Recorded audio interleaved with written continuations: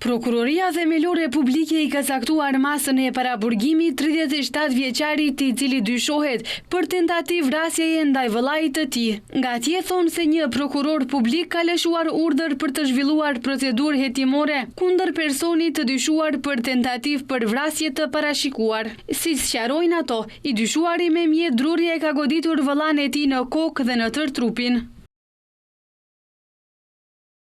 Më 18 tetor, në shtëpinë familjare në Marino, I dyshuari u përpoq të vriste vëllain e tij duke e goditur në kokë dhe në të gjithë trupin me një mjet druri. Si pasojë e goditjeve, viktima filloi të rrjedhte gjak nga koka dhe humbi ndjenjat. I dyshuari, në vend që ta ndihmonte, ra në gjumë. Të nesërmen kur u zgjua, pa vëllain e tij të shtrirë, të mbuluar me gjak dhe pa ndjenja. Por e la përsëri dhe kërkoi ndihmë mjekësore pothuajse 3 orë më vonë.